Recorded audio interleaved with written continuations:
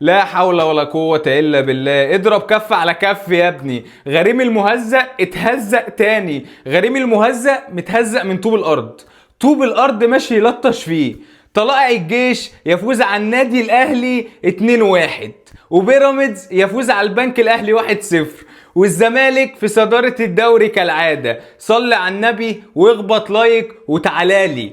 اللي بيحصل في الاهلي ده مش طبيعي يا جدعان، بجد مش طبيعي. الاهلي بكل اللي عنده ده، بالصفقات وبابا غنوبه وادارته وكل ده، والنادي الاهلي بيتخبط من طوب الارض.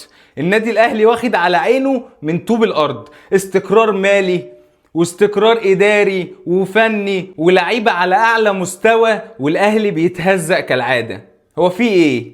بجد في ايه؟ ده الحمد لله على نعمه الزمالك. اقسم بالله الحمد لله على نعمة الزمالك في عز الظروف اللي احنا فيها والمشاكل والكوارث وايقاف القيد ومفيش لعيبة ومفيش ادارة ومفيش فلوس. الزمالك اول الدوري بجدارة واستحقاق غصب عن اي حد. في ناس بقى معاها مليارات وصفقات ولعيبة مفيش منها اتنين، وديها بتتخبط من طوب الارض. من طوب الارض حرفيا بتتخبط. مستوى النادي الاهلي ده ما يأهلهوش ياخد دوري مركز شباب، ياخد دورة رمضانية، والله ما يأهله لكده. مستوى النادي الاهلي ده انا مش عارف فيه ايه. هو فيه ايه يا جدعان؟ بجد فيه ايه؟ الاهلي ماله؟ ايه اللي بيحصل ده؟ يعني انت اللعيبة دي المفروض تقدم مستوى فوق 100%. ايه اللي بيحصل ده؟ بجد ايه اللي بيحصل؟ ده انت تحس ان طلائع الجيش هو الاهلي والاهلي هو طلائع الجيش. ده بجد طلائع الجيش اللي بيهاجم الاهلي. انت متخيل؟ يسجل بعد كده يتأخر بعد كده يتقدم. انت متخيل ومدرك؟ الاهلي بيلاعب بن شرقي وتريزيجيه وامام عاشور وزيزو وكل ده ومفيش الاهلي.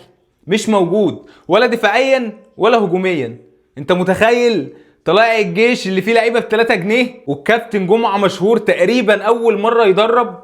انت متخيل اللي بيحصل؟ وانت جايب لي تورب وجايب لي لعيبه مفيش منها في القاره. احسن فرقه في القاره فيها لعيبه النادي الاهلي، واستقرار مالي واستقرار فني ومفيش بعد كده، ويحصل اللي بيحصل ده.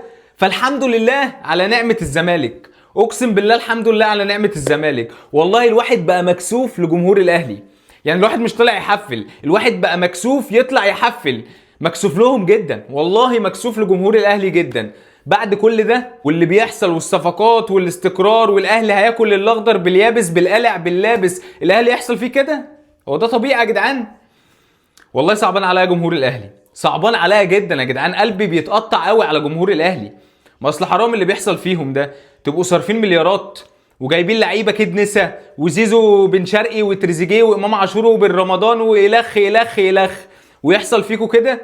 ده انت تقريبا لولا سيراميكا ان سيراميكا اتاخر ماتشين وبتاع كنت انت هتبقى الرابع ولا الخامس. والله على الوضع ده. انت متخيل؟ يعني انت جاي التالت بالصدفه كده، يعني انت التالت معانا بالصدفه. الزمالك بكوارثه بالبلاوي الزرقاء اللي عنده بايقافات القيد ومفيش فلوس. الزمالك متصدر الدوري. اتعلم، عايز تتعلم تعال اعلمك. اتعلم من الزمالك وتعلم من اداره الزمالك اللي انا كزملكاوي شايفها فاشله. امال اشوف اداره الاهلي ايه بقى؟ بجد اشوف اداره الاهلي ايه؟ يعني انا شايف اداره الزمالك فاشله ومتصدره الدوري وعامله اداء مفيش بعد كده. انا اشوف اداره الاهلي ازاي؟ يعني اقنعني بجد. اشوف اداره الاهلي ازاي؟ احنا بنتكلم بجد دلوقتي بعيدا عن التحفيل بعيدا عن الهزار. الناس اللي مقتنعه وقالت لو عايزين تتعلموا الاداره تعالوا تعلموها من اداره الاهلي والكابتن محمود الخطيب. كابتن محمود الخطيب على عيني وعلى راسي، اسطوره مصر وهو لاعب. كابتن محمود الخطيب من اساطير الكره المصريه كلاعب. اداريا انا ما شفتلوش بصراحه. اداريا المفروض ان هو معاه فلوس وامكانيات يعمل بيها حاجات كتير.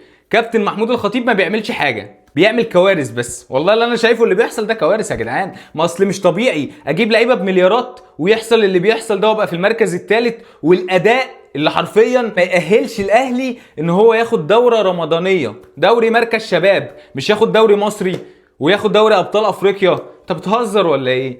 ولا فيها افريقيا ولا فيها دوري ولا فيها بلح. الاهلي الله يرحمه هنقرا عليه الفاتحه قريب والله العظيم. على الوضع ده الاداره دي هتمشي انا متاكد.